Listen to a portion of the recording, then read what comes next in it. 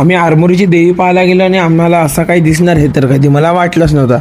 तर मग काय म्हणता आरमोरीकर, मी तुमच्या गडचिरोलीचा ब्लॉगर आकर्षण येतो आणि आज आपण येणार होतो तुमच्या आरमोरीला, कारण की म्हणते बा तुमच्या आरमोरीची देवी बहुत फेमस आहे म्हणून. तर मी आणि माझा भाऊ आम्ही दोघंजण बिलकुल तयार होऊन मित्रांची वाट पाहतो.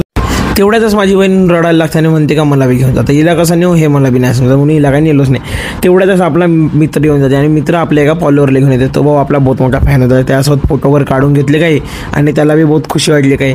त्याच्यानंतर आम्ही एवढे जण आलो सिद्धा पेट्रोल पंपवरती, कारण की गाडीत पेट्रोल भरणं बहुत जरुरी आहे. गाडी मधात बंद नाही पडली पाहिजे. पेट्रोल वगैरे भरलो आम्ही आणि मग आम्ही निघलो भाऊ सिद्धा आरमोरीला जायसाठी.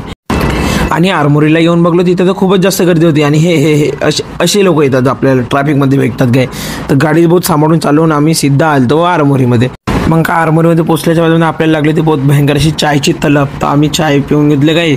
चाय पिल्यास माझे मित्र म्हणतात का चला आपण मेल्यात जातो. मेल्यात जाऊन पाहिजे भाऊ बिलकुल अशी बाजारासारखी गर्दी होती काही, बहुत जास्त रश होती. तर मला काही बरोबर वाटलं नाही म्हणून मी मेल्याच्या बाहेर निघून गेलो काय. मेल्याच्या बाहेर निघून पाहिजे तर भलताच कोणता रे झुला दिसला काय, कुठं मी बिन बसतो त्याच्यावर पडतो का होतो का, मला असंच वाटलं होतं काय म्हणून बसलो बी नाही मी. त्यानंतर माझा मित्र घेतला होता मेल्यातून हे बंदूक. याला काही बंदूक वापरता बी येत नव्हती काही नाही, हा नुसतं टाकत जाय आणि फोडत जावं, याचे काही फटाके फुटतच नाही. त्यानंतर आम्ही पुन्हा एकदा घेतली चाय पिता पिताच आपल्याला माझा मित्र म्हणते अबे टाईम पाय म्हणते किती झाले म्हणते. तुम्ही म्हणून थांब म्हणतो पाहतो म्हणलं. तर टाईम बी पाहिलं झालं तर भाऊ 11:30 होऊन गेले काही आणि 11:30 झाले. तर मग आमचे मित्र म्हणते का चला म्हणते दर्शन करायला जाऊ म्हणते.